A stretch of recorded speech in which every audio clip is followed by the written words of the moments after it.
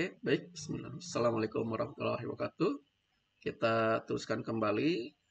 Di bagian pertama kita telah mempelajari tentang eh, apa itu SQL. Nah, di bagian kedua kita akan mempelajari bagaimana proses-proses yang akan dilakukan untuk melakukan retrieving data.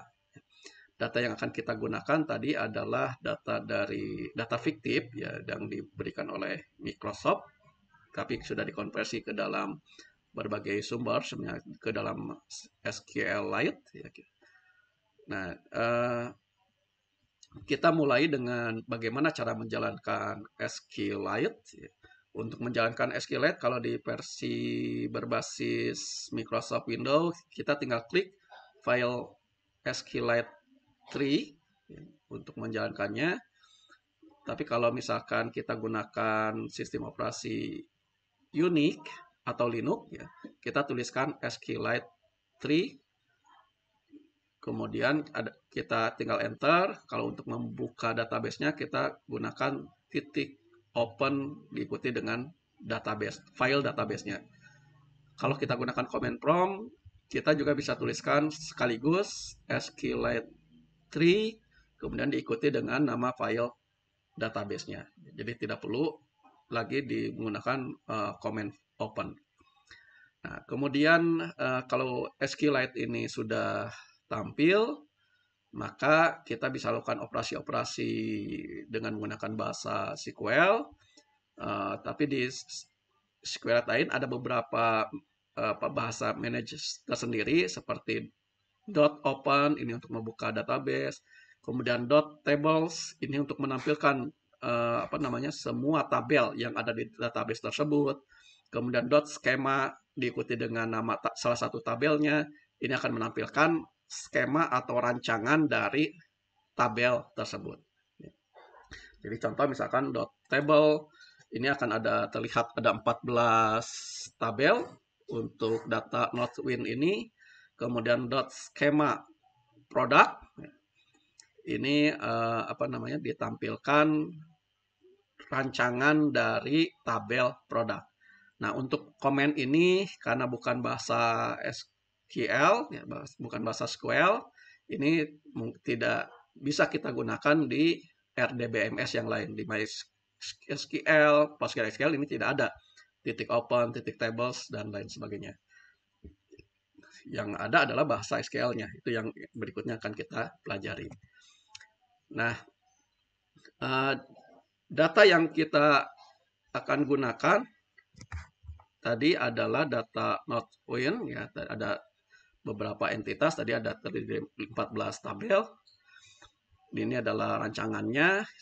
Nah, kita akan pelajari. Misalkan untuk pengantar ini hanya di 2 tabel saja yang ditampilkan, yaitu produk dan supplier. Tapi untuk latihan bisa dikembangkan dengan tabel-tabel yang lain. Oke, kita mulai dengan pernyataan select from. Jadi untuk membuat bahasa SQL untuk meretrieve data, kita akan menggunakan klausa select. Contohnya misalkan di sini select bintang from product, berarti kita akan memanggil secara keseluruhan semua data yang ada di tabel produk. Jadi akan ditampilkan kalau di SQLite tampilannya seperti ini. Tidak menarik tampilannya, tetapi kalau kita ntar panggil misalkan di aplikasi yang lain, mungkin tampilannya bentuknya akan lebih menarik. Oke, mulai yang pertama yaitu select bin from. Setiap SQL select query ini harus berisi 2 klausa, yaitu select dan from. Jadi penggunaan select ini pasti harus diikuti oleh from. Select from ini merupakan satu kesatuan. Setelah pernyataan select, kemudian diikuti dengan nama-nama fields atau nama kolom yang akan dipanggil, atau juga bisa fungsi-fungsi. Jadi field yang disimpan di dalam setelah pernyataan select ini bisa juga fungsi. fungsi-fungsi yang disediakan, bisa fungsi agregat ataupun fungsi-fungsi yang lainnya. Ya. Kemudian kalau kolomnya atau field-nya banyak yang akan dipanggil, maka antar field ini dipisahkan oleh koma. Tetapi antara sebelum from tidak boleh ada koma.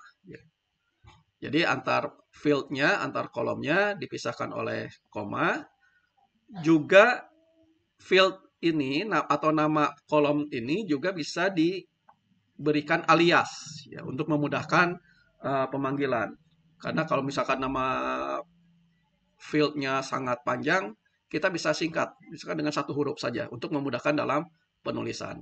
Untuk memberikan aliasnya, kita bisa gunakan spasi, ya, atau bisa gunakan juga klausa S. Jadi misalkan select ID as identitas, atau bisa juga select ID spasi identitas. Hasilnya sama. Jadi untuk alias ini boleh menggunakan klausa S, boleh juga tanpa klausa S. Nah, jika di dalam from-nya ini terdiri dari beberapa tabel, jadi setelah from ini harus diikuti dengan minimal satu tabel. Nah, jika lebih dari satu tabel, maka di dalam select-nya untuk membedakan field dari tabel A dan tabel B, katakanlah ada dua tabel A from A, B, dari dua tabel A dan B. Kemudian field dari A dan field B ingin dipisahkan, maka kita gunakan namanya atau nama aliasnya, kemudian diikuti dengan titik, kemudian diikuti dengan nama fieldnya. Jadi contoh misalkan select A titik X, B titik X, berarti di sini kita mengambil di tabel A itu fieldnya X, di tabel B juga fieldnya X. Antara B dengan A ini berbeda. Nah, karena keduanya sama X, maka harus diberikan alias. Jadi harusnya select A titik X S X1, B titik X S X2, katakanlah, from A, B. Jadi untuk membedakannya kita gunakan tanda titik. Nah, kemudian tadi setelah from ini harus diikuti dengan minimal satu tabel, ya, boleh lebih dari satu, tapi antar tabel dipisahkan oleh koma. Juga kalau sebelum koma, kalau misalkan tabel tersebut ingin diberikan alias, ya kita bisa gunakan spasi atau tanpa kita bisa gunakan spasi atau menggunakan S, ya. Sama seperti di dalam select tadi. Kemudian kalau kita ingin mendapatkan seluruh data yang berbeda antar baris, jadi setiap baris ini tidak akan ada yang sama, maka kita bisa gunakan pernyataan select distinct. Select distinct field yang dioperasikan, kemudian from tabel apa, maka hasilnya adalah setiap baris tidak akan ada yang sama, jadi akan unik. Nah, sebagai ilustrasi, sebagai contoh, misalkan select bintang from product, supplier, berarti di sini kita menggunakan dua tabel, yaitu tabel product dan tabel supplier. Nah, hati-hati kalau tanpa klausa where di sini, ini akan mengenerate atau menghasilkan data banyaknya baris produk dikalikan banyaknya baris supplier. Jadi setiap satu baris produk akan dihubungkan dengan semua data di supplier. Itu kan sangat banyak sekali. Jadi untuk menggabungkan keseluruhannya. Jadi hati-hati kalau menggunakan dua tabel ini tanpa menggunakan klausa yang lain, where atau join, gitu ya. Harus hati-hati. Nah, untuk mengambil keseluruhan field dari suatu tabel, kita bisa gunakan notasi atau simbol bintang, asterik. Jadi select bintang berarti mengambil seluruh field-nya di produk dan seluruh field-nya di supplier. Ini juga bisa kita turunkan, misalkan dari select product dot bintang, supplier dot bintang, ini sama dengan select bintang. Jadi sama. Kalau misalkan kalau seperti ini select product.bintang supplier.id, jadi di tabel suppliernya hanya diambil ID-nya saja. Nah, kita bisa gunakan dipisah seperti ini. Jadi from product, supplier. Atau juga kita bisa tadi berikan alias tabelnya, jadi P dan S-nya, P untuk produk, katakanlah S untuk supplier. Jadi kita bisa gunakan select P bintang, titik bintang, S titik ID, katakanlah from product SP, supplier SS.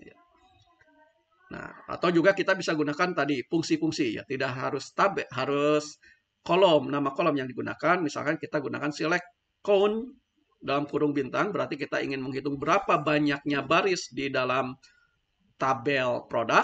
Ya, kita gunakan select count bintang. Nah, kalau kita gunakan fungsi tersebut, suatu fungsi, maka kita harus berikan alias. Ya, di sini katakanlah aliasnya saya beri nama N. Jadi boleh select count bintang SN from product, berarti ntar nama kolomnya yang dihasilkan itu adalah N. Dan jumlah baris di produk ini ada 77 baris. Misalkan juga selain count ada juga average. Ya. Select count bintang SN, average unit price as harga from product. Berarti di sini kita menghitung berapa banyaknya data, berapa banyaknya baris di dalam tabel produk, juga berapa rata-rata harga jualnya. Jadi 28,86 sekian. Nah, bisa kita gunakan agregat-agregat lain, ada average, ada sum, ada STD, ya standar deviasi, dan lain sebagainya. Mungkin fungsi-fungsi ini setiap developer at DBMS ini mengembangkan fungsi-fungsi yang berbeda. Ada yang sama, ada yang berbeda. Ada yang sudah di ANSI seperti count, average, sum, itu sudah pasti ada di ANSI. Ada juga yang mungkin dikembangkan oleh developer masing-masing. Oke, kembali lagi ke selanjutnya kita gunakan klausa where. Di yang kedua itu adalah klausa where. Pernyataan where atau klausa where digunakan untuk membatasi pemanggilan data dengan kriteria tertentu. Jadi baris yang dipanggil tidak semua baris, tetapi yang memenuhi kriteria tertentu. Nah, jadi peletakan dari where ini tentunya adalah setelah from. Di select bintang from product where. Jadi yang mana yang mau dibatasi gitu ya. Itu dilakukan di pernyataan where. Nah, setelah pernyataan where ini dituliskan batasan-batasan dengan menggunakan nama field atau nama kolom dan bukan kolom hasil olahan atau bukan misalkan tadi olahan itu seperti average, sum, count, ini tidak bisa dinyatakan, tidak bisa disimpan di dalam klausa where. Kita gunakan klausa yang lain.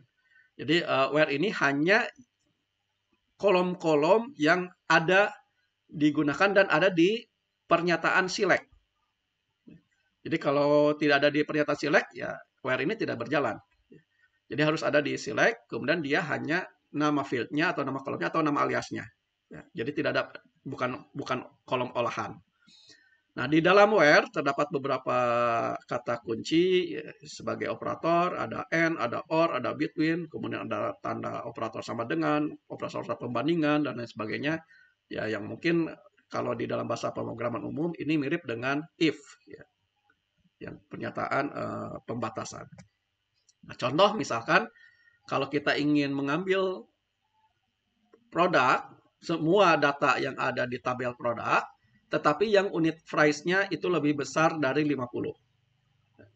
Caranya seperti apa? Ya caranya adalah select bintang from product where unit price lebih besar dari 50. Maka akan ditampilkan semua data yang memenuhi kriteria ini, yaitu unit price-nya adalah 50. Kalau kita gunakan bintang berarti ini adalah semua variabel atau semua kolom yang ada di produk. Dan unit price ini adalah salah satunya merupakan kolom yang ada di produk. Ya. Contoh lain misalkan select bintang from product, supplier. Nah, kalau kita tadi gunakan produk, supplier, kalau tanpa where atau tanpa join, ntar kita bicarakan, maka semua data ini adalah perkalian jumlah antara produk dikalikan dengan jumlah baris di supplier. Itu sangat banyak sekali.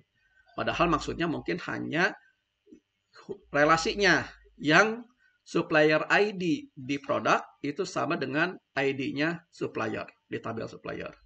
Maka kita bisa gunakan select bintang from product, supplier, where di tabel produk kita gunakan supplier ID yang nilainya sama dengan supply ID di tabel supplier.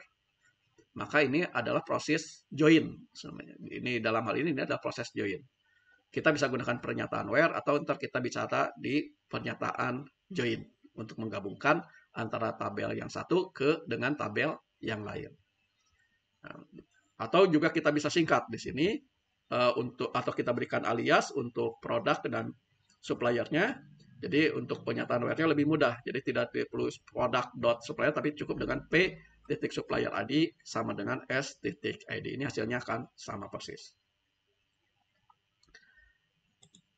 Oke, mungkin di pertemuan bagian kedua ini saya cukupkan sampai sini. Jadi cukup dengan select dan where. Karena berikutnya untuk group by dan selanjutnya kita bicarakan untuk yang agregat. Oke, demikian bagian kedua saya tutup. Assalamualaikum warahmatullahi wabarakatuh.